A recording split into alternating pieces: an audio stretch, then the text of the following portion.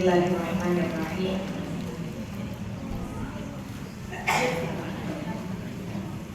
Assalamualaikum warahmatullahi wabarakatuh. Waalaikumsalam warahmatullahi wabarakatuh. Ini belum makan siang apa kebanyakan makan siang? Jawab salamnya gak kedengeran. Assalamualaikum warahmatullahi wabarakatuh. Waalaikumsalam warahmatullahi wabarakatuh. Salam yang ketiga dengan harapan mudah-mudahan pulang dari sini kita bawa oleh-oleh 90 kebaikan. Amin. Salamnya boleh saya koreksi dijawab dengan waalaikumsalam. Assalamualaikum warahmatullahi wabarakatuh. Waalaikumsalam warahmatullahi wabarakatuh. Alhamdulillahirabbil alamin. Wa bihi nasta'in ala umuri dunya waddin. Allahumma shalli wa sallim afdhalas salati wa akmalat taslim ala sayyidil mursalin habibina wa syafi'ina wa qurrati a'yunina wa nuri qulubina wa maulana Muhammadin wa ala alihi wa sahbihi ajma'in, amma ba'du. Subhanaka la ilma lana illa ma 'allamtana innaka antal alimul hakim. Wa qur rabbi shrah li sadri wa yassir li amri wahlul 'uqdatam min lisani yafqahu qawli. Allahumma ati nufusana taqwaha wa zakkiha anta khairu man zakkaha anta waliyuha wa maulaha. Amin amin amin ya rabbal alamin. Yang sama kita hormati, kita muliakan. Duduknya kayak kurang kelihatan karena orangnya kecil. Yang sama kita hormati, kita muliakan jajaran DKM dari Masjid Jami Al-Muttaqin. Kita doakan mudah-mudahan senantiasa dirahmati dan diberkahi oleh Allah Subhanahu wa taala. Segenap panitia penyelenggara, para pimpinan-pimpinan majelis ta'lim, para ustazah, mohon maaf, mohon redha, saya tidak sebutkan namanya satu persatu tanpa mengurangi rasa ta'zim dan mahabbah. Seiring doa mudah-mudahan senantiasa dirahmati dan diberkahi oleh Allah Subhanahu wa taala. Amin. Pada para jamaah, ibu-ibu dari yang muda sampai ada yang tua. Sebelah mana yang tua? Ibu, kalau kita duduk di majelis taklim, yang tua jadi muda, yang muda jadi tua. Kalau begitu kok yang muda nggak mau berangkat ke majelis taklim, yang muda awet muda. Mudah-mudahan semua tanpa terkecuali yang hadir pada siang hari ini pulangnya disehatkan zahir batin oleh Allah, dimudahkan segala hajat urusan kebaikannya. Amin. Dibuka lebar-lebar pintu rezekinya. Amin. Disembuhkan segala penyakitnya. Amin.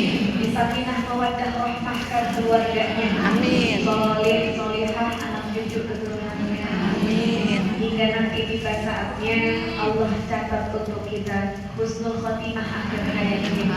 Salat bersama dengan baginda Nabi Muhammad sallallahu alaihi wasallam fi jannatil firdausil a'la.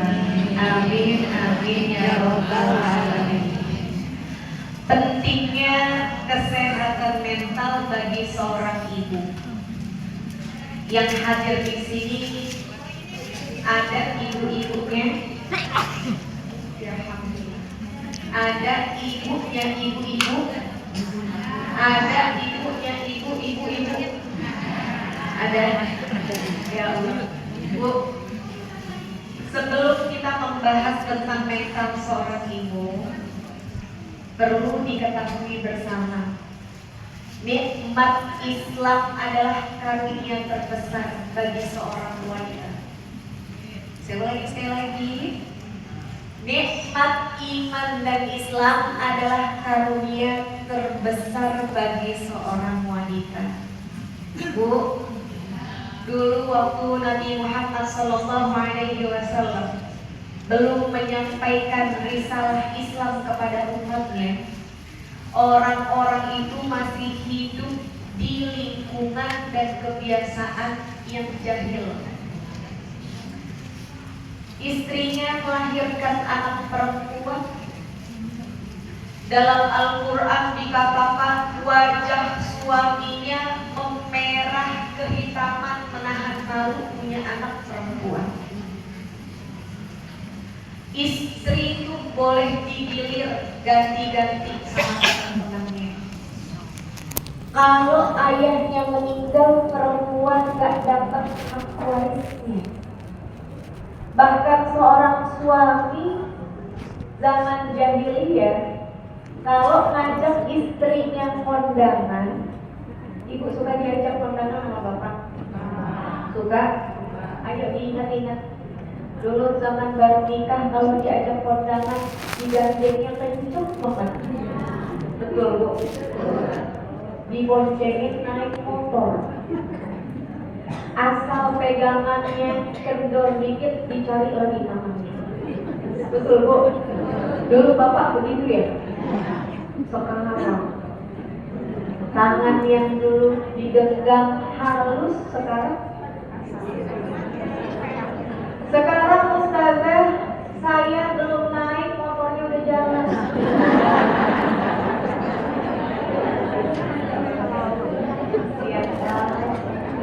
Bu, zaman jahiliyah kalau suami ngajak istrinya pergi sama teman-temannya, terus istrinya ketawa sampai kelihatan giginya, maka sampai rumah suami boleh nyabut gigi istrinya. Kalau kita hidup di zaman jahiliyah, bu, kita udah jadi perempuan metik, gak ada giginya. Betul nggak? Maka nikmat Islam adalah karunia yang terbesar bagi seorang wanita. Alhamdulillah saya hidup di mana Islam sudah bersinar. Risalah Islam yang dibawa oleh baginda Nabi Muhammad SAW, saya rasakan cahayanya sampai ke tajur haram. Alhamdulillah, nikmat bu. Karena Islam, perempuan jadi tinggi kedudukannya.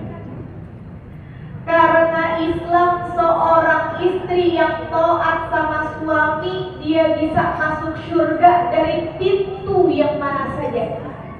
Idza shallatil mar'ah khamsaha wa shamat syahraha wa hafizat farjaha wa ata'at zawjaha qila laha udkhulil jannata min ayyi abwabin syi'ti.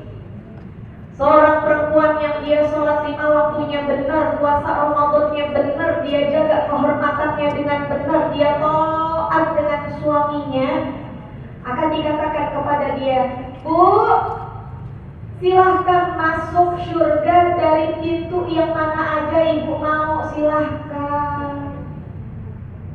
Itu Islam memuliakan seorang istri.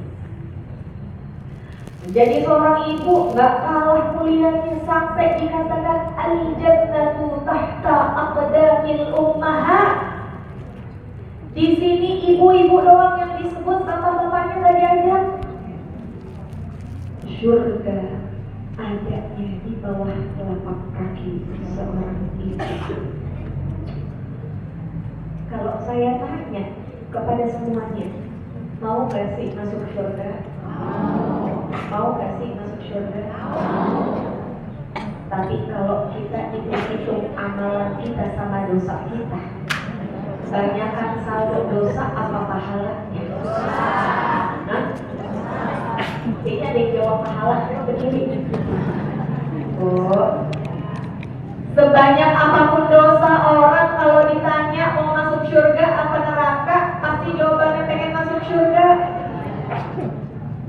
Sedikit apapun amalan seseorang, kalau ditanya terpulangnya mau ke neraka apa mau ke surga, dia akan jawab saya mau pulang ke surga. Itulah kenapa dalam syair Abu Nuwas dikatakan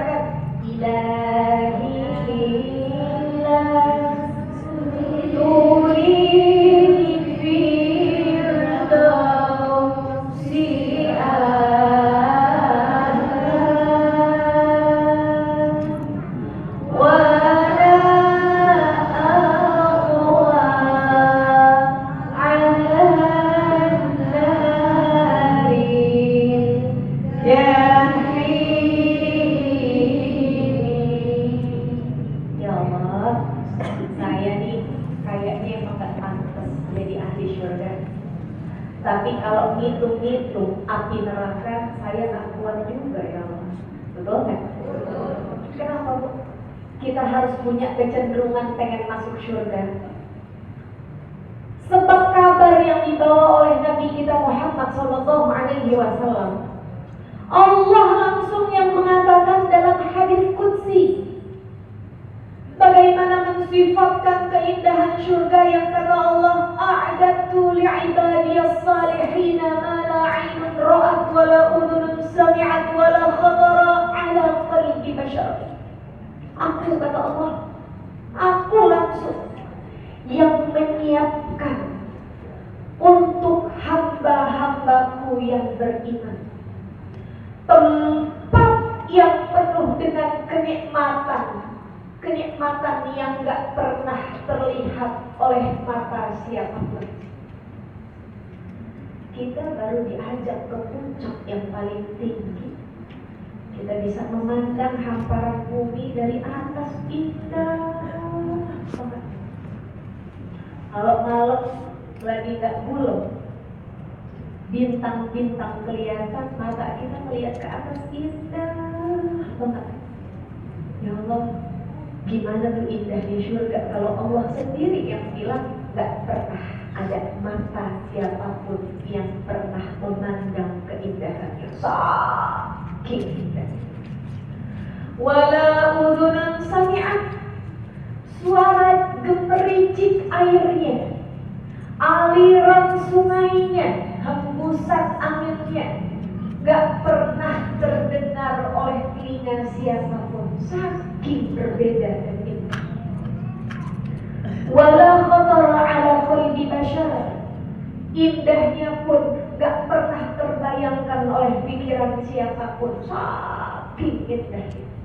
Pertanyaannya, kalau udah digambarin betapa indahnya surga dengan ucapan Allah yang seperti ini, siapa sih yang gak mau masuk surga? Kepengen semuanya masuk surga. Maka pun jadilah seorang ibu yang berkelas, yang pantas menyandang pemilik surga di bawah telapak kakinya. Bagaimana seorang wanita, seorang ibu ahli surga? Seorang ibu ahli surga tuh adalah dia salah satunya mentalnya sehat. Betul Bu? Betul. Karena kebaikan hanya bisa dilakukan oleh orang yang sehat mental. Betul nggak? Caranya gimana? Karena waktunya nggak banyak nih. Tadi saya disampaikan oleh panitia, jadi saya langsung kepada poinnya supaya ibu pulang bawa ilmu yang manfaat. Ada Bu modelan orang ngaji sampai rumah ditanyain sama suaminya, Bu, tadi belajar apa? Au dan lupa.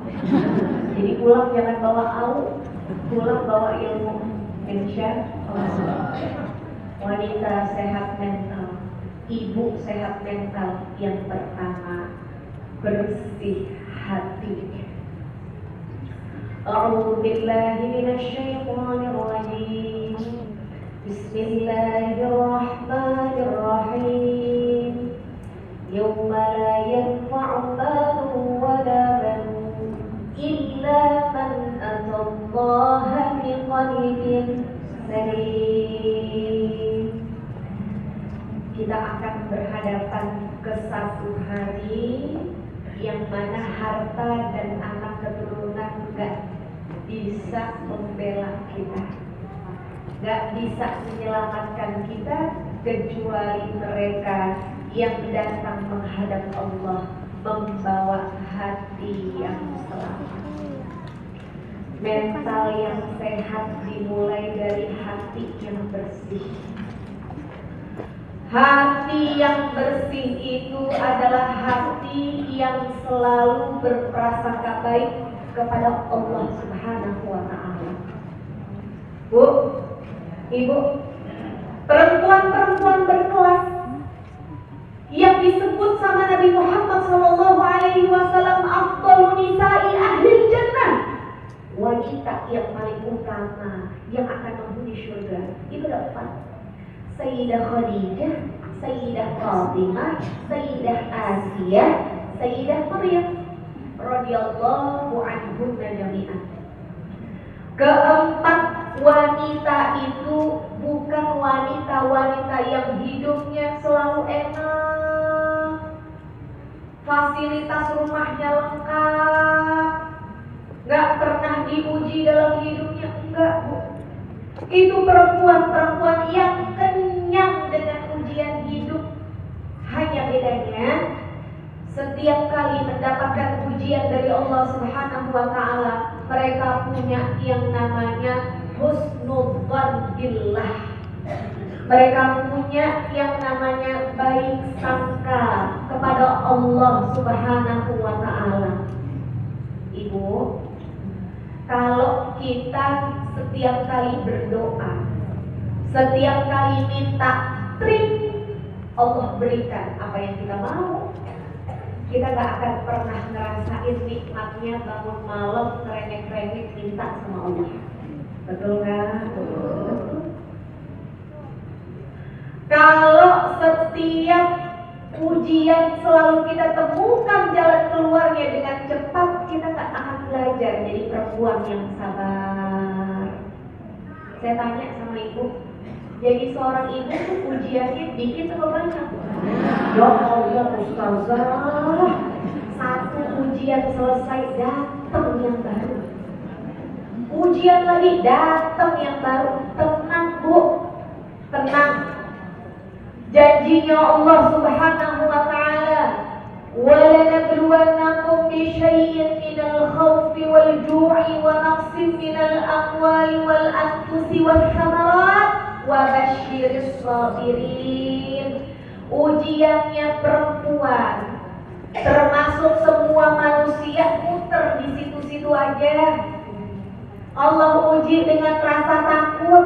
Siapa di sini yang hidup gak pernah takut? Siapa? Ada yang takut tahun depan suaminya pensiun. Ada. Kenapa bilangin situ? Ada yang takut tahun depan anaknya masuk kuliah, duitnya belum ada hilalnya. Ada yang takut anaknya udah berumur sampai sekarang belum kelihatan jodohnya. Ada yang takut anaknya udah berumah tangga tapi belum dapat keturunannya. Muter aja di situ. Wal-ju', ada yang diuji dengan rasa lapar. Wa naqsin minal amwal, ada yang diuji dengan ekonomi. Wal anfusi was samarat, ditinggal oleh orang-orang yang dia sayang. Tapi kata Allah Subhanahu wa ta'ala, wa basyiris sabirin, berikan kabar gembira bukan kepada mereka yang diuji, karena semua manusia itu diuji, tapi berikan kabar gembira mereka yang ketika diuji memilih untuk bersabar dalam ujiannya. Dia memilih untuk bersabar dalam ujiannya. Alladzina idza asabatuhum musibatun qalu inna lillahi wa inna ilaihi raji'un. Yang ketika mereka diuji, mereka ucapkan, sesungguhnya kita ini milik Allah. Duit yang kita punya, titipannya Allah. Suami yang kita cinta, titipannya Allah. Anak-anak yang kita sayang, titipannya Allah. Jabatan yang Allah berikan, titipannya Allah. Wa inna ilaihi raji'un, dan semua kita akan kembali kepada Allah. Halo? Halo?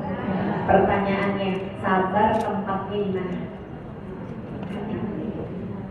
Sabar itu tempatnya di sini.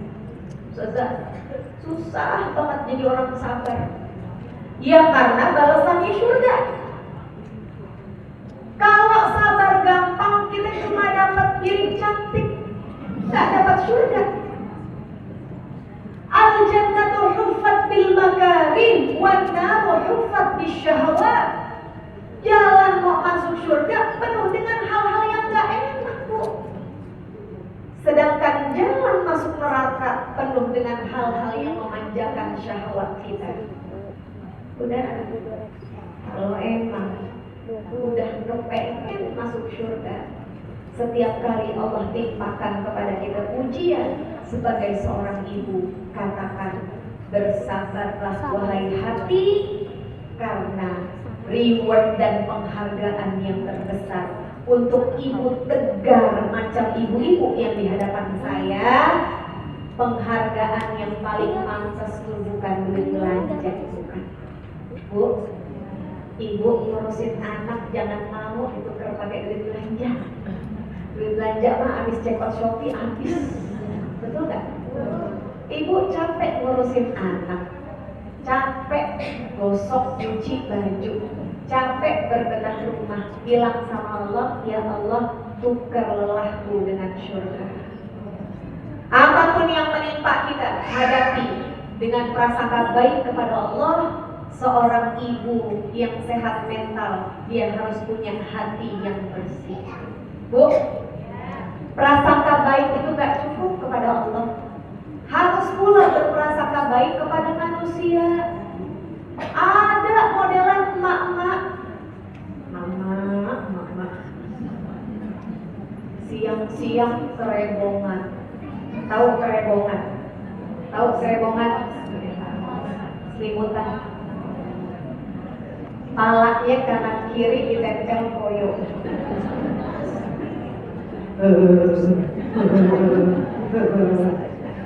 Anaknya pulang, ditanya sama anaknya, "Mi, kenapa Mi? Sakit?"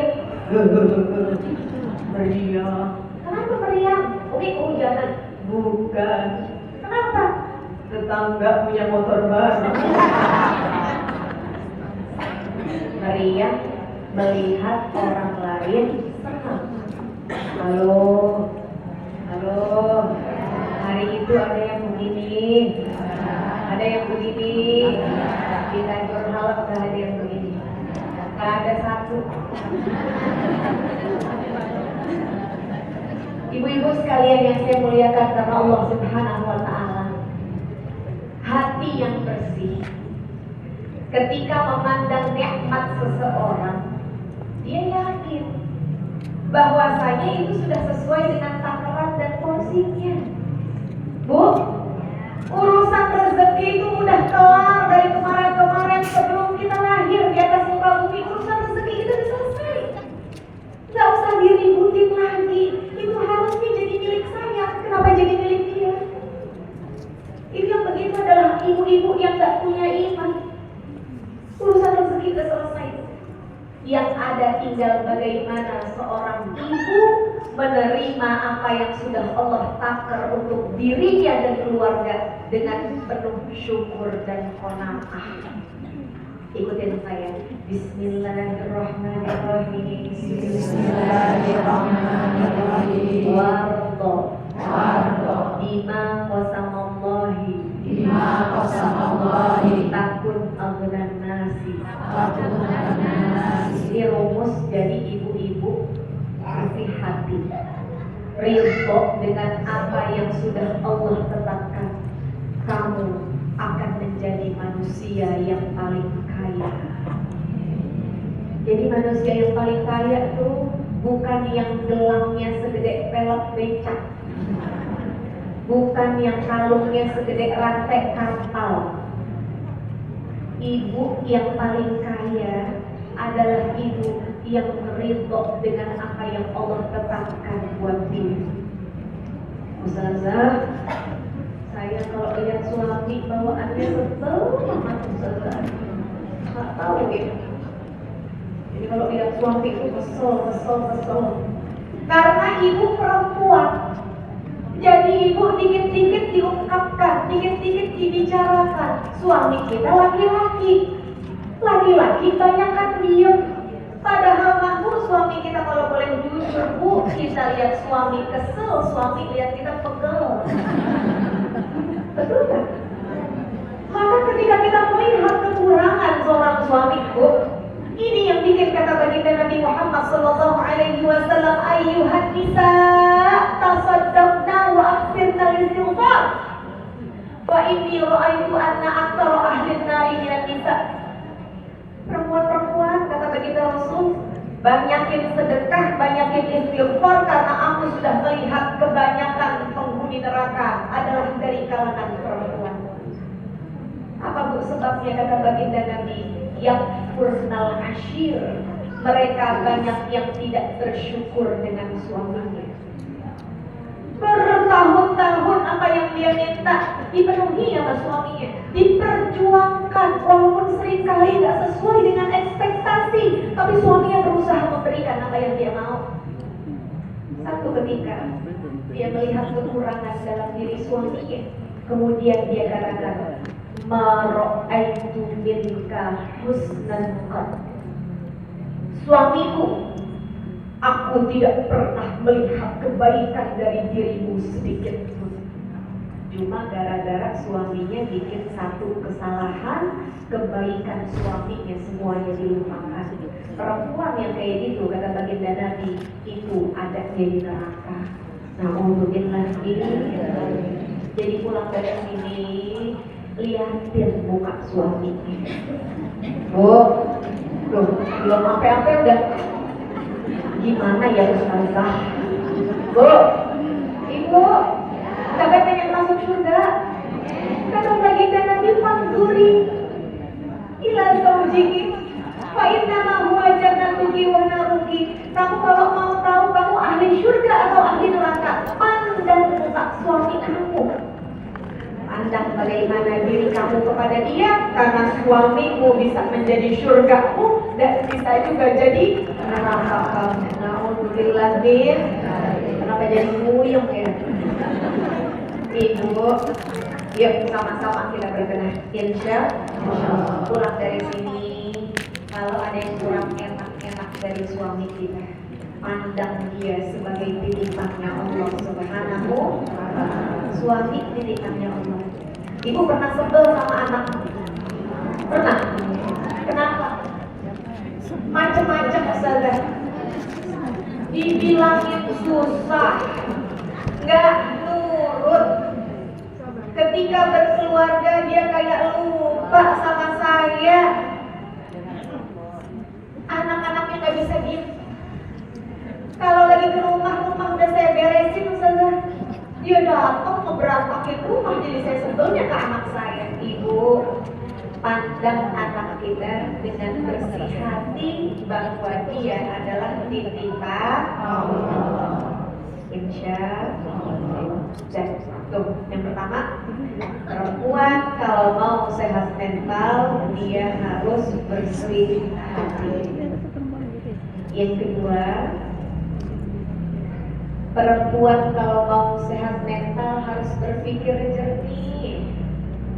Harus berpikir jernih. Banyak dari perempuan kalau marah mengedepankan emosi.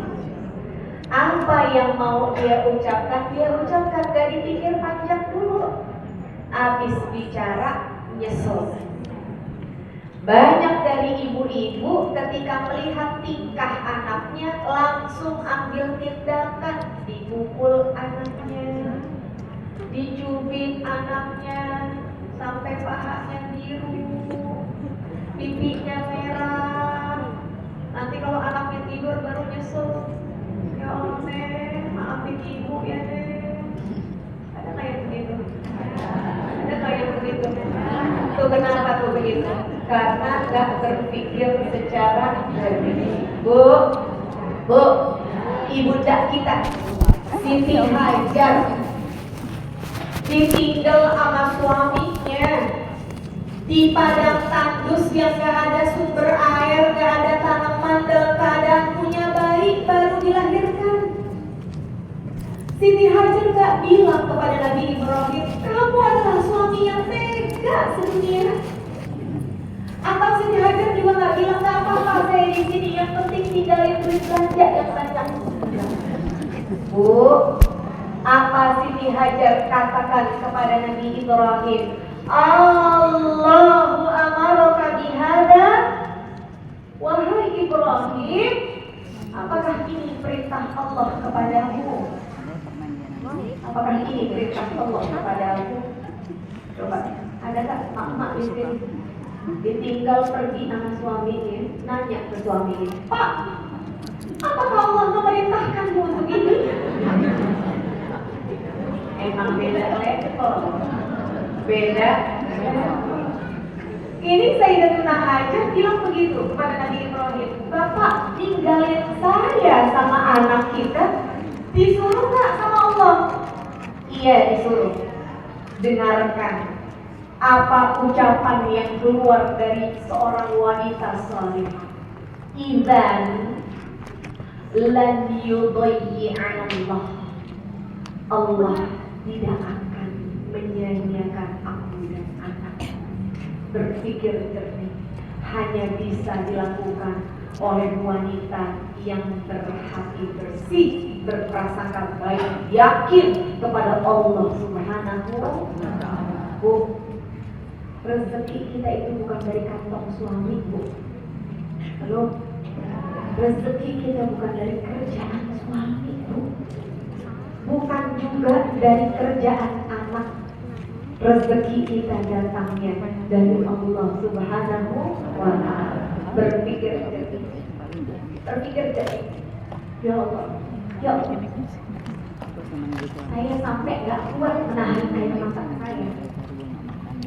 Ketika beberapa hari yang lalu, saya mendengar cerita seorang wanita hebat di negeri Palestina, seorang dokter cerdas, punya anak kecil-kecil 4 orang. Ketika mau berangkat ke rumah sakit, sampai rumah sakit, anak-anak yang tadi dia peluk sebelum pergi, dia dapat kabar rumahnya dibom dan anak-anaknya semuanya syahid. Bu, kalau kita jadi mereka dengan iman yang begini modelnya, Bu, bisa jadi seakan dunia telah berakhir semuanya. Bisa jadi kita kehilangan sandaran hidup kita. Tapi saya berkesan apa yang dia katakan. Saya pada saat itu mendengar kabar anak-anak saya syahid, saya hamparkan sajadah saya. Saya sholat 2 rakaat. Saya menamakan sholat saya sebagai sholat sunnah syukur. Bersyukur. Anaknya syahid, bersyukur. Kita beras habis 100. Lalu juga beras. Anaknya sakit, dia bersyukur. Dan apa yang dia katakan? Saya buka Al-Quran. Saya buka Al-Quran, saya buka aja gitu. Saya nggak tahu surat apa yang mau saya baca. Dan ternyata surat yang saya buka sampai di ayat wa ma kana li nafsin an tamuta illa bi idznillah. Tidak ada jiwa yang mati kecuali dengan izinnya Allah. Sampai bengong nontonnya. Dia bilang begini, madama bi idznillah fahuwa khair, madama bi idznillah fahuwa jamil. Ini yang kita belum bisa. Dia bilang, apapun yang terjadi dalam kehidupan kita selama atas izin Allah, maka semua rasanya indah. Apa yang terjadi dalam kehidupan kita selama itu izinnya Allah, maka semuanya pasti baik. Baru dikasih sakit dengkul aja, udah bilang ya Allah, dosa apa saya? Kata setan, bocorin juga nih. Kata malaikat, banyak nih catatannya, ada. Betul? Betul. Baru dikasih ujian dikit, ngeluhnya banyak. Ya Allah, ya Allah. Maka ibu-ibu sekalian, berpikir yang jernih, berpikir yang jernih. Dan seorang ibu bisa berpikir jernih apabila punya ilmu. Maka seorang ibu kalau mau sehat mentalnya, banyak duduk di majelis ilmu. Ini tuh healingnya kita. Kata siapa? Healingnya seorang ibu itu belanja. Diajak ke mall, lapar mata, dia borong sampai rumah, lihat dompet, dia nyesek. nggak jadi healing. Healingnya seorang ibu tuh jalan-jalan, iya sih benar. Tapi kadang pulang jalan-jalan masuk angin, kakinya sakit, betul Bu. Healingnya seorang ibu banyak duduk di majelis taklim, banyak duduk di majelis ilmu. Jadi ketika kita ditimpa masalah, kita ngerti Bu, bagaimana seharusnya kita bersikap. Ketika diuji kita jadi tahu, kalau saya menghadapi ujian dengan cara ini, Allah ridho nggak ya sama saya? Dari mana kita tahu? Dari majelis ilmu. Apa yang dilakukan oleh dokter itu? Udah sekarang dia nggak punya anak. Anaknya semuanya syahid, 4 orang.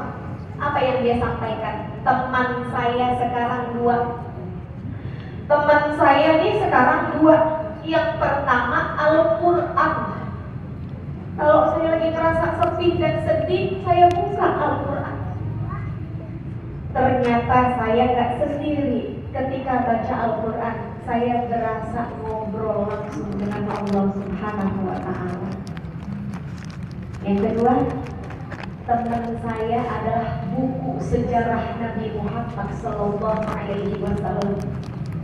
Ketika saya buka sejarah Nabi, kayak kita duduk di majelis ilmu, kita belajar tentang sejarah Nabi.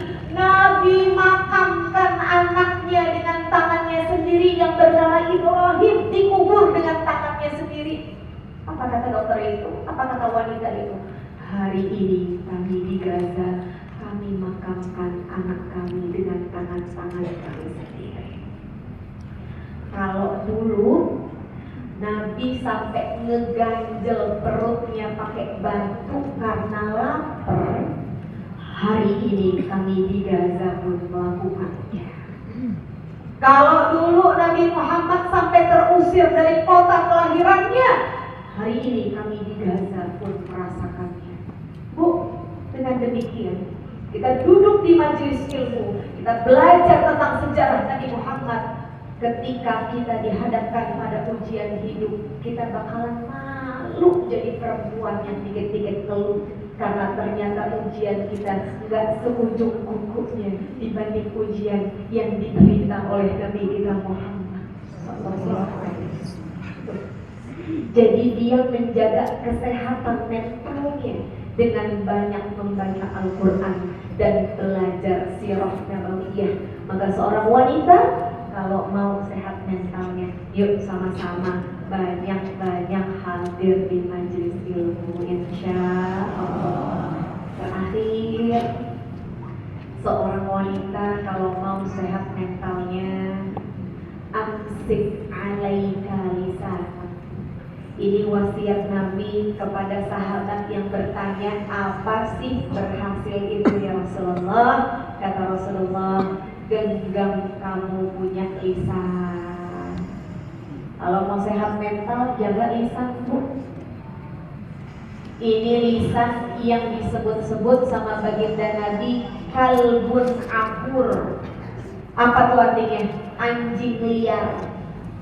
Lisan ini diumpamakan sama Nabi Muhammad sebagai anjing liar yang benar-benar harus kita jaga, karena kalau sudah dilepas, dia akan mudah menyakiti hati orang lain. Betul. Ada di sini yang pernah sakit hati karena lisan orang? Ada di sini yang pernah sakit hati gara-gara omongan orang? Boleh saya balik pertanyaannya? Ada yang pernah menyakiti orang dengan lisannya? Gak ada? Ada nggak? Adakah di sini yang pernah menyakiti suami dengan lisannya? Ada. Adakah di sini yang pernah nyakitin anak-anak dengan lisannya? Ya Allah, ya Allah, ini lisan Bu, anugerah yang paling indah Allah berikan kepada manusia. Karena dia bisa nganterin orang buat masuk surga, tapi juga bisa menjerumuskan seseorang masuk ke dalam neraka. Udah. Menjadi ibu yang katanya doanya seperti doa Nabi kepada umatnya. Berapa banyak anak-anak yang ketika dewasa hidupnya bahagia karena doa